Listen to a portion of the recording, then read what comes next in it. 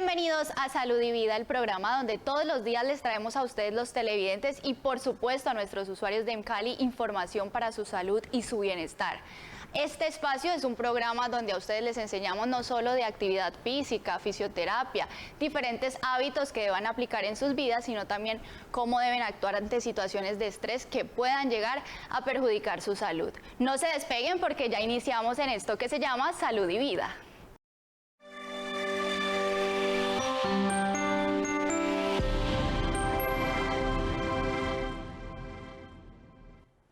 Iniciamos el programa de hoy con un tema muy importante que es cómo actuar ante situaciones como los desastres o emergencias. Y para eso estoy acompañada de Sarilandi Rocío Díaz, subsecretaria de Gestión del Riesgo de Cali, y además con Andrea Buenaventura, psicóloga y socióloga de nuestra ciudad. Ellas nos van a explicar desde su profesión cómo debemos actuar ante estas situaciones para no perjudicar nuestra salud o en caso tal poder ayudar a los demás. Bienvenidas a Salud y Vida y gracias por aceptar la invitación. Muchas gracias, Valentina, y a todos los que nos ven en este momento, un saludo muy especial. Bueno, yo creo que para hablar de este tema es importante empezar entendiendo qué es un desastre o una emergencia. Entonces yo creo que es el momento para que tú, Rocío, pues nos expliques desde tu experiencia cómo podemos entender esto.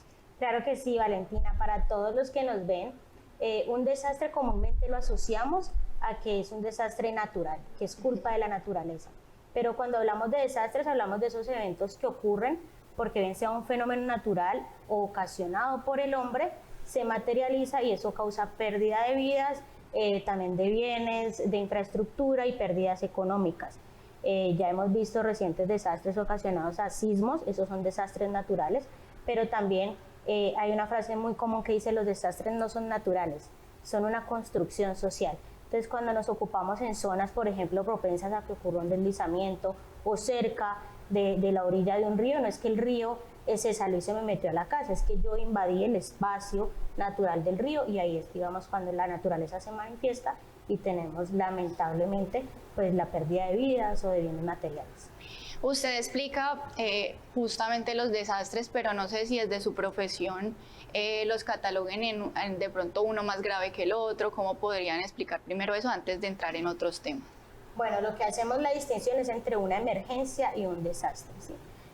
Un desastre tiene mayor magnitud, es cuando ya tenemos un número considerable de pérdidas de vidas, cuando ya, digamos, un municipio no puede dar respuesta y se requiere la atención a nivel nacional o internacional con las ayudas humanitarias para superar esa crisis. Y una emergencia ya es una menor escala, donde digamos que con las capacidades que tiene el municipio se puede responder para, digamos, hacer la etapa de reconstrucción o de rehabilitación. Tenemos claro que es un desastre y su diferencia con una emergencia. Yo creo que podemos entrar a hablar de cómo es pertinente que el ser humano actúe ante una situación como esta. Entonces, primero, yo quiero que empecemos desde tu experiencia, desde tu profesión hablando de eso y asimismo como desde el área psicológica con Andrea Buenaventura podemos explicar pues cómo nosotros actuamos. Entonces, empecemos. Bueno, nosotros siempre decimos algo y es que cuando ocurre, por ejemplo, un sismo o algún evento, lo más importante es mantener la calma. Yo creo que Andrea nos va a explicar ahora cómo podemos mantener la calma, pero la recomendación es mantener la calma. Si es un caso de un sismo, esperar hasta que el sismo pare y ahí sí evacuar, identificar un lugar seguro cerca de una estructura sólida, alejarse de ventanas que puedan, digamos, romperse y afectarnos, protegerse la cabeza, proteger, digamos, nosotros, nuestro cuerpo, y eso depende mucho también del tipo de fenómeno, ¿sí? Si es una inundación, obviamente pues tengo que evaluar si me subo al segundo piso, si es una casa alta, y si no, irme a una zona más alejada que sea más alta, o mantenerme ahí y simplemente esperar, porque el agua en su momento va a bajar. Y ya si es un deslizamiento, pues obviamente ahí tengo que realizar la evacuación. Pero lo más importante es que todos tengamos ese conocimiento, esos tips sencillos.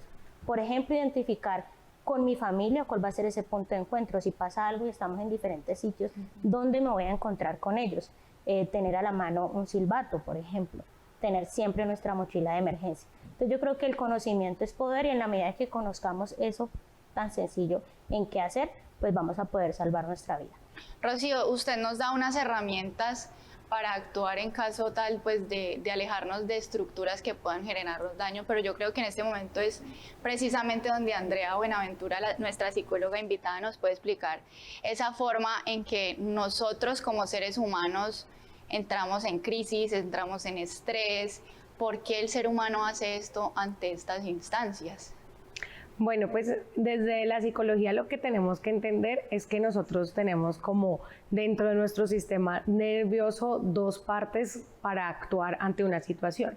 Una es una parte consciente, racional, que es donde podemos premeditar las cosas y uno dice, ok, voy a hacer esto, este paso a seguir. Pero hay otra parte que es un poco más instintiva, más irracional, más de supervivencia, que esa parte es la no conocida. O sea, no tenemos claridad exactamente de qué es lo que vamos a actuar ante un acontecimiento desconocido. Esa es la parte que después genera trauma o un hecho postraumático o un shock. Entonces, ¿qué es lo que hay que empezar a entender? Es empezar a funcionar con la parte que sí sabemos. Es decir, yo sé y me conozco cómo podría de pronto actuar ante un bajo presión, ante una situación catastrófica. Y desde ahí empezar a analizar individualmente y colectivamente cuáles son estos puntos, digamos, para tener esa calma. Hablemos entonces justamente de una forma en cómo reacciona una persona para por esa misma línea poder irnos. No sé, hay muchas personas que uno cree que lo único que hacen es salir corriendo. Pero desde su experiencia, yo sé que de pronto usted le puede contar a los televidentes otros tipos de reacción, pues que no son comunes, pero que existen. Digamos que hay dos grandes grupos en estos tipos de reacción. Uno es el evitativo y el otro es el ansioso. El evitativo son las personas que ante una circunstancia, digamos, de shock o una circunstancia grande, quieren evitar. Entonces es, en vez de salir y digamos de una u otra manera a los televidentes, a ustedes piensen, si escuchan algo raro, ustedes son de los que salen y con una linterna o algo a ver qué pasó, o antes se quedan callados o metidos o se protegen. Estos son dos tipos. Entonces el evitativo es el que no quiere salir, queda en shock, queda pasmado, entra, es como en su cerebro literal, esto que dicen quedó en blanco, es posible y no tiene esa capacidad de reacción. Eso obviamente se puede analizar desde procesos de infancia, ¿sí? De por qué no quiero actuar. Y el otro ansioso, digamos en los dos extremos, es al contrario, el que grita, sale rápido, todo genera, digamos, mucho movimiento. Entonces, estos dos son los dos extremos. ¿Cuál es la intención de la salud mental para este tipo de procesos? Llegar al equilibrio, ¿sí? Cómo no me vuelvo ni demasiado acelerado, ansioso, grito, ni cómo quedo en shock. Entonces, respuestas rápidas, mucha gente sale corriendo, hay gente que inclusive se quita la ropa, jala el pelo, le pega al de al lado, ¿sí? Empieza a gritar, suda, elementos también, digamos, fisiológicos. El evitativo es más bien se cierra, se agacha, no puedo hacer nada, empieza a entrar los nervios, son diferentes reacciones. Y de verdad, y cuando a veces la gente dice, ¿en serio un ser humano puede llegar a hacer eso? Sí, ese estado del cerebro es instintivo y no se sabe, o sea, realmente es como la posibilidad es demasiada, entonces hay que empezar a trabajar es con el consciente. Así es, y esa información es muy importante, pero a los televidentes decirles que no se despeguen porque ya vamos a continuar hablando sobre este tema. Hacemos una pausa institucional, pero no se despeguen porque los dejamos con información importante de las empresas municipales de Cali. Consumir agua de la llave y no hervirla es aconsejable para la salud, pues es así y esta es la recomendación. No es conveniente hervir el agua, sobre todo tratándose el agua de empresas municipales de Cali, porque como decía, el agua contiene un desinfectante que está ahí protegiendo lo que se llama cloro. El cloro es un gas y si usted calienta el agua, lo que hace es que lo evapora, deja el agua sin ese desinfectante que está allí ante cualquier elemento contaminante, microorganismos que pueda llegar. En el momentico mientras la hirvió no tiene nada, pero en el ambiente hay muchos microorganismos patógenos de todo que está allí y cuando iba a aterrizar a esa agua que está allí, sí queda destapada y no tiene cloro, pues tiene el medio suficiente y se corre el riesgo. Obvio que ante eventos de bebés, de niños, lactantes, ¿verdad? Pues se hierve, pero usted ve que la mamá siempre la tiene muy bien tapadita y muy bien protegida, pero no es conveniente hervir el agua, sobre todo el agua de empresas municipales de Cali. Estos son los consejos saludables de Cali en Salud y Vida.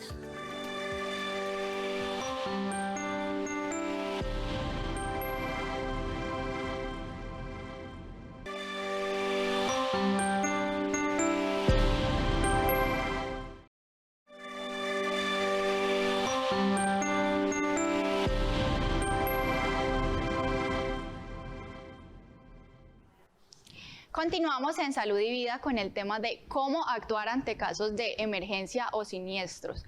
Y sigo en compañía del psicóloga y nuestra subsecretaria de Gestión del Riesgo de Cali, quien nos va a explicar también cómo debemos manejar esto de la mejor manera.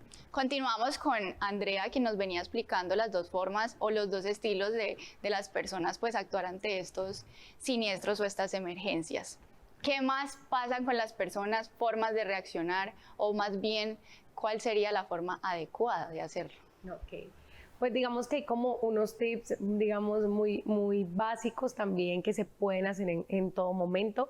También, como lo decía nuestra compañera, a veces es difícil, ¿no? Y por ejemplo, decir cálmense, por favor, mantengan la calma, y alguien es como, se está cayendo el edificio o estamos en un temblor, ¿cómo mantener la calma? Pero digamos, el tip más importante primero es la respiración, y es que nuestro cerebro funciona con oxígeno. Entonces, cuando muchas veces la ansiedad y los ataques de pánico es una cuestión de que la persona se aceleró en su estado fisiológico tanto que el oxígeno no llegaba a la cabeza. Entonces, un tip también ahí es cuando alguien esté muy acelerado, poder decirle a esa persona, vamos a respirar, y usted empieza a hacerle la respiración en ese momento. Digamos, si está agitado, uno empieza y después uno mismo va llevando, vamos. Solamente la respiración es lo más importante y es la herramienta que tenemos nosotros mismos para empezar a calmar, ¿sí? Decir cálmense, realmente lo que genera en el otro es un estrés. Entonces, otro tip importantísimo cuando vamos a apoyar a alguien es no juzgar, ¿sí? No cuestionar esa reacción, como, oiga, ¿usted qué le pasa? O ¿por qué salió así? O ve acá tal, cállese tal, ¿sí? O palabras oeces, porque el cuerpo está en un estado demasiado, digamos, vulnerable y muy sensible. Entonces, lo ideal es las personas que logran, digamos, estabilizarse rápido, poder generar estos liderazgos, que creo que nuestra compañera en eso, digamos, nos puede ayudar más, pero para poder, en psicología se habla de contención, poder contener al otro, y contener es esa compañía en estas cuestiones de salud mental sin invadir. Está bien, tranquilo, uno puede decir estas palabras, pero entonces respiremos, ¿sí? Otro tip importante es si está en un estado muy alterado de shock, el agua funciona muy bien como reacción, tirarle algo, ¿sí? Es decir, si está ahí, no se calma, uno le da agua, pero si no quiere tomar, entonces uno, pum, se la tira. O sea, parecerá como en las películas, pero lo que hace eso con el sistema nervioso es, ¡pum!, vuelve, como reaccione, ¿no? O tirarle pues una pelotica así, es decir, algo como decirle a tu cuerpo instintivo, este que les dije, calma, o sea, paren ahí, ¿sí? Calmo el shock. Esos tips son muy importantes, pero yo creo que es un buen momento para que también usted, Rocío, nos explique cómo es ese rol de liderazgo que también tiene que tener una persona, o más bien esa parte técnica que hay que tener para complementar el área psicológica. Sí, como muy bien lo decían, el tema, nosotros siempre la recomendación es cálmese, piense, no corra, no grite, no empuje. Muchas veces por este tipo de reacciones se corre, se empuja al otro y causamos más daño. Entonces es muy importante trabajar también en colectivo y a nivel comunitario con nuestros vecinos, poder conocernos, saber si por ejemplo mi vecino tiene algún tipo de dificultad para moverse, entonces a quién tengo que ayudar. Si en mi cuadra hay una persona que está embarazada, pues también digamos brindar ese apoyo a esa familia.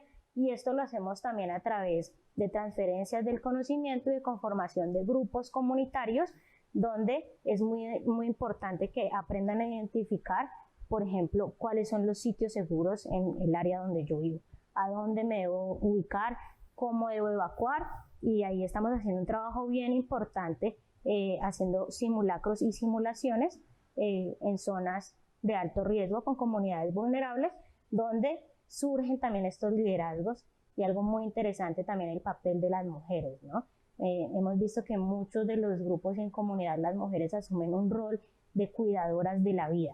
Entonces, ese rol, digamos que las hace también tener un sentido de pertenencia, y les enseñamos un concepto que a mí me gusta mucho, que es cómo ser sensor humano. Ese sensor humano es la persona que tiene la capacidad de identificar esos signos de alerta en su territorio y también esa capacidad de respuesta a la emergencia. Entonces, ¿yo qué debo hacer? Tan solo el hecho de que llamemos, por ejemplo, a la línea 119 de bomberos. Entonces, las personas que están en sus casas, si no saben a dónde llamar en caso de una emergencia, pues es la línea 119, ahí nos podemos comunicar y vamos a tener una respuesta de bomberos. Hablemos de ese tema de ser un sensor humano, sobre todo porque es algo que no se conoce mucho. Es esa persona, como usted lo mencionaba, que da como unos segunditos antes, unos minutos antes, se puede enterar de lo que puede pasar. Pero cualquier persona puede ser un sensor humano, cómo se desarrollan esas habilidades, cómo alguien puede, desde las capacidades que tiene, más bien habilidades, poder pues, seguir aportando a la sociedad. Sí, el concepto de sensor humano es algo muy bonito, lo desarrollamos a través de un proyecto que se llama Sistema de Alertas Tempranas Inteligentes y Comunitarias SATIC, y es precisamente cómo dar ese aviso oportuno en los fenómenos que se puedan predecir, porque aclaro que para el tema de sismos, los sismos no se pueden predecir, así que no creamos en que va a ocurrir un sismo mañana o que porque está haciendo mucho calor va a temblar. Eso no es cierto, pero para fenómenos que sí se pueden predecir como una inundación, un deslizamiento, identificar esos signos de alerta. Entonces, por ejemplo, si yo estoy turisteando y estoy en el río Pance, ¿qué significa si el río cambia de color? Si cambia la velocidad. Entonces, eso me puede dar indicios de que va a aumentar el nivel y que yo debo hacerme hacia las riberas del río. Entonces, es transferir ese conocimiento, eso lo hacemos precisamente en estas zonas, en el área rural y urbana, donde tenemos una exposición a que se materialicen estos eventos y ahí conformamos estos grupos comunitarios. Pero todos podemos ser sensores humanos. Si esta información la replicamos y estos grupos la replican, todos podemos tener esa capacidad. Y algo tan sencillo, un tip muy básico, hacer con sus familias el plan familiar de emergencia. Entonces, que yo identifique en mi casa cuáles son las zonas seguras, qué rol va a tener mi papá, mi mamá, ¿quién se puede convertir en ese líder también? Exacto, quién va a cerrar la llave del gas, ¿sí? Quién va a bajar los breques de la energía, entonces quién va a llamar a bomberos. Entonces, definir esos roles nos ayudan a que, si bien no dimensionamos a veces las reacciones, alguna de las personas puede asumir ese liderazgo y guiar. Tenemos experiencias, yo he escuchado realmente experiencias conmovedoras, por ejemplo el caso de Armero, donde personas se salvaron porque una persona los vio y les dijo subamos. Entonces, que alguien tenga ya esa información es muy significativo para que podamos salvar vidas. Con la información que está dando, quiero invitarlos a ustedes y a nuestros televidentes a que vean el papel fundamental en estos casos de un brigadista. Veamos. Nadie está inmune a enfrentar un siniestro o una emergencia. Saber cómo reaccionar puede ser crucial para conservar la integridad y la vida misma. Dentro de las mayores recomendaciones que hay principales es siempre conservar la calma. ¿Qué es indispensable? Que nuestros espacios estén siempre libres de obstáculos. En el momento de una emergencia al que tengamos que salir corriendo o algo, debemos tenerlos libres. Para algunas personas es más traumático enfrentarse a estos eventos. Entrar en un estado de shock o colapso psicológico puede incrementar el traumatismo y poner en riesgo la vida propia y la de los demás. ¿Cómo podemos ayudar a una persona en estado de conmoción por un siniestro? Hacerle sentir que está acompañada, que sienta el calor de la persona, que no la va a dejar sola, y si está solo o acompañado, intentar evacuarla de primero del sitio, del siniestro. Yo me le acerco a la persona. Digo, tranquila que esto va a pasar, quedémonos tranquilos, busquemos el sitio donde nos vamos a proteger, ¿sí? Y es tratar de calmarla, de saber que eso va a pasar indistintamente pase lo que pase. Darle un parte de seguridad. Además de mantener la calma, los expertos recomiendan tomar medidas de contingencia ante un posible suceso, como tener en casa y oficinas elementos de seguridad como extintores, pitos y un maletín de auxilio. Debe contener documentos importantes que nos identifiquen, pueden ser las fotocopias. Allí tenemos que tener normalmente una linternita, un radio de pilas, ¿sí? Lo ideal es eso, conservar siempre la calma y tener siempre unos documentos, dinero en efectivo dentro de esas maletas. Los temblores en particular pueden causar miedo y ansiedad, pero con la preparación adecuada y un buen manejo de las emociones podemos enfrentar estas situaciones con calma y seguridad. Ubicar un punto de refugio mientras pasa en caso de un sismo y apenas termina el sismo, evacuar despacio sin correr. Después del sismo, verificar las personas si se encuentran en el hogar o si se encuentran en la oficina que estaban con usted y devolverse por ellas en caso de que hayan quedado atrapadas.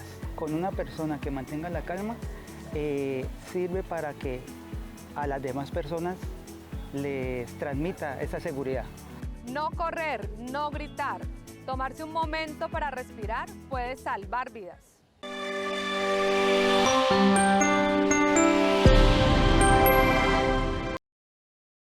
En lo que va corrido del 2023 se han registrado en Colombia varias emergencias y desastres naturales que han impactado diferentes comunidades en el territorio nacional. 1987 incendios forestales desencadenados por condiciones climáticas y actividades humanas irresponsables que causan graves daños ambientales y amenazan la biodiversidad de la región.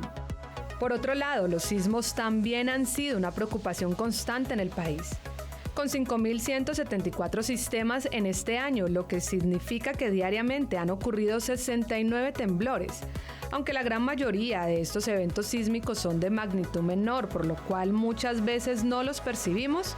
Algunos han causado daños en infraestructuras. Cali, por su parte, ha sido una de las ciudades más afectadas por incendios de pequeña y gran magnitud, registrando 546 incendios forestales. Además, según datos de la Secretaría de Gestión del Riesgo y Desastres, en lo corrido de enero a septiembre han atendido 23 emergencias por vendavales, 11 inundaciones, 71 movimientos en masas socionaturales o deslizamientos, entre otras emergencias. Cifras que mantienen en alerta a las autoridades, por lo cual se viene trabajando en estrategias para fortalecer las medidas de prevención y respuesta ante estas emergencias.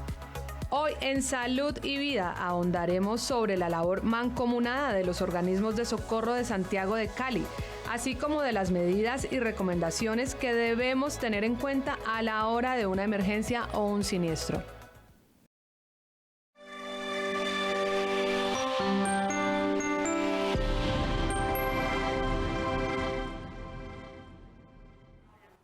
Continuamos en Salud y Vida hablando del tema muy importante que es cómo actuar ante emergencias y desastres. Rocío, veníamos hablando y nos venía explicando usted de cómo desde la familia, desde las personas que nos rodean, pues cada uno debería tener un rol importante, pero hay algo que yo le quiero preguntar y es cómo se debe actuar si una persona le coge una emergencia manejando un vehículo, que normalmente la gente piensa, no, es que estoy en mi escritorio y solamente me va a pasar ahí. Hay personas que les cogen manejando y no saben qué hacer. Sí, bueno, eso es una pregunta bastante común y suele ocurrir en el caso de sismos. O sea, si yo detecto que hay un movimiento en mi carro, que usualmente eso no se detecta cuando está manejando, pero si lo detecto, es quedarme en el sitio, ¿sí? Quedarme en el sitio, abrir la puerta de mi carro, quedarme ahí, ¿sí? ¿Por qué? Porque si entramos en pánico, podemos ocasionar un accidente, chocarnos con otro vehículo y ya la persona no se va a ver afectada por la emergencia o el desastre, sino porque yo con mi manera, digamos, de entrar en pánico y no tener ahí como ese conocimiento de que me debo quedar ahí quieto en el sitio, pues ocasiono, digamos, otra emergencia. Ahí también es importante, que no tiene que ver con los vehículos, pero pasa mucho y es también cuando nos devolvemos, cuando se nos queda nuestro amigo de compañía, nuestro perrito, nuestro gato, y nos devolvemos. Entonces es muy importante que trabajemos en la prevención para saber cómo actuar antes de, y porque ahí ya lo ideal es no devolverse. No hay que devolverse al sitio. Si una estructura colapsa, yo no debo entrar ahí, debo esperar a que llegue el organismo de socorro, porque ya puedo también, digamos, ser yo una víctima más. Lo mismo, si una persona es arrastrada por el río, pues no puedo irme yo a rescatarlo porque ya van a ser dos personas a las que hay que rescatar. Entonces, si no se tiene la capacitación, es con el simple hecho de llamar, ya estamos haciendo una ayuda muy grande. Antes de pasar a otro tema, ¿cómo puede actuar una persona que está en un piso alto? Hay pisos 13, 14, ¿cómo hacen allí? Me tengo que buscar un sitio seguro, ¿sí? Tengo que buscar un sitio seguro donde yo identifique un espacio de vida, ¿sí? ¿Cuál es el espacio de vida? Es cerca a una estructura sólida, bien puede ser una columna y demás, posición fetal, ¿sí? Y quedarme ahí en el sitio. Ya cuando termine el evento tengo que hacer la evacuación. Importante, no utilicemos los ascensores, ni tampoco utilicemos las escaleras, porque esto es lo que más falla en caso de una emergencia. Con esas herramientas que usted nos da, yo creo, Andrea, que también es importante no solamente conocerlas, sino interiorizarlas y entenderlas desde el punto de vista psicológico. ¿Cómo lo pueden hacer? Claro. Digamos que con lo que les decía de los dos tipos, digamos, de sistemas en nuestro cuerpo, es importante entender la prevención. En serio, digamos, estas palabras como hacer simulaciones, simulacros, entender las rutas, es muy importante porque lo que hace es, empieza a quedar en el inconsciente ya de entrada una ruta de evacuación. Y hay estudios donde se ven, o digamos, pacientes que también les pasó algo y me dicen, no sé cómo, pero yo fui justo al lugar que había que ir. Entonces uno dice, no es que no sabes cómo, es que antes habías hecho ese mismo mecanismo, entonces es muy importante la repetición, el poder saber y decirle a nuestro cerebro qué hacer para que pueda, digamos, en el momento en que salga ese cerebro instintivo, ya tenga una ruta instintiva también. Entonces, esa es la importancia también de la articulación entre los simulacros, entre estos procesos. Y otra cosa súper importante también, otro tip, es como que a veces nadie lo hace y neurológicamente es importante, es poder manifestar con palabras las emociones. Sí, está comprobado científicamente que cuando uno dice, por ejemplo, tengo rabia, la rabia automáticamente, que en el cerebro está con una cuestión que se llama la amígdala, baja. Si ustedes dicen, tengo miedo, ¿sí? Entonces eso también poderlo comunicar o preguntar qué sientes, solo para que baje un poco también el sistema nervioso, digamos, que está alterado, empiece a entender lo que le está sucediendo. En el caso, antes de yo pasar a la última pregunta también, en los niños, ¿cómo desde no solamente controlándome como adulto, sino también cómo puedo ayudar a un niño en una situación de estas? Empecemos contigo y luego pasamos con Rocío. Psicológicamente esa pregunta es bien bonita porque a veces tendemos a querer ayudar rápido como a los que creemos que son más vulnerables y no nos ayudamos a nosotros. Y en psicología siempre hay un lema y es: si yo estoy bien, todo está bien. Entonces lo primero siempre es, así tenga un hijo, y yo sé que es difícil porque el cerebro instintivo es a proteger, primero tengo que yo estar bien para poder ahí mismo poder apoyar a esta otra persona. Ese es el primer tip. Entonces es como no actuar de la nada a simplemente a salvar a un otro, porque han pasado, una vez tuve una consulta a alguien que casi se ahoga porque su hijo empezó a irse y allá abajo ya lo cogieron pues el papá y unos amigos y ella se tiró a salvarlo y ella después cogerla, ella fue más duro. Entonces es como a veces ese instinto no nos permite salvarnos y si estamos bien realmente podemos apoyar. Y lo segundo con los niños es también tratar de hacer esa contención, ¿sí? Es contenerlo en el sentido en todo va a estar bien, tranquilo, y también preguntar qué sientes, está bien que tengamos miedo, ¿sí? Ya va a pasar, como dar estas expectativas un poco inconscientes también de que todo va a estar bien, pero también escuchar y que vean que su aliado adulto está tranquilo. Y que a la final estos tips no solo ayudan a los niños, sino a todos, a personas de la tercera edad también, todo este tema. Bueno, Rocío, ¿cómo es el tema ya desde el punto de vista técnico en breve con los niños? Para que ya al final también cerremos el programa dando unas recomendaciones finales, sobre todo también para esas terceras personas que están a veces controladas, pero que pueden ayudar a otro que está en una crisis, para que nos vayamos con esos tips y que las personas y los televidentes sepan qué hacer también en caso tal. ¿Listo? Vale, bueno, muy importante ahí también el antes de informar al niño antes de una situación cómo reaccionar, ¿sí? Entonces no es en el momento de la emergencia porque va a ser muy complicado, pero antes de prepararnos, organizarnos y decirle, mira, si puede ocurrir esta situación, esta mochila es la que debes agarrar, debes mantener la calma, seguir mis instrucciones. Y es algo muy curioso porque los niños muchas veces son quien guía al adulto. Cuando el niño ya sabe qué hacer, es el que le dice a veces, papá, mamá, recuerda que. Entonces es muy importante también que en este tema de la respuesta a emergencias es una responsabilidad de todos. Y con lo que te digo, si una persona ya sabe o interioriza esto del qué hacer, ya vamos, digamos, en ganancia. Y ahí es muy importante ponerlo en práctica. Y ahí también es muy importante que hagamos los simulacros, las simulaciones. Algo que muy pocos hacen en casa es caminar en su casa con los ojos cerrados, como si yo estuviera a oscuras, porque puede pasar cuando ocurre una emergencia, que lo primero que se va es la energía, el internet. Entonces, identificar yo también, caminarme en mi casa, saber cómo está distribuida mi casa, y para esto también practicar. Ahí es muy importante, Valentina, y si me lo permites, que practiquemos con los simulacros. Vamos a tener un simulacro nacional, así que los invitamos a participar, a que todos hagamos el ejercicio, me organizo, planifico y practico. El simulacro nacional lo pueden consultar a través de nuestras redes sociales, @riesgocali en Instagram y también en Facebook. Rocío, ya para que cerremos, y Andrea, cada una que les dé a los televidentes 2 recomendaciones, las más importantes desde lo que cada una se sabe y desde su conocimiento. 2 recomendaciones. Bueno, muy importante ser muy responsables con la información, no causar pánico, ¿sí? Ser muy conscientes con lo que transmito, con lo que comunico. Prepararme. Para mí, digamos que el conocimiento es poder. Si sabemos qué hacer, vamos a estar preparados y se va a activar nuestro inconsciente, como dice mi compañera, y vamos a poder tener una mejor reacción. Andrea, recomendaciones. Bueno, recomendaciones, la primera, de nuevo, la respiración, ¿sí? En sus casas todo el tiempo, esto sirve para todo, y es si yo manejo mi respiración, realmente todo va a estar bien.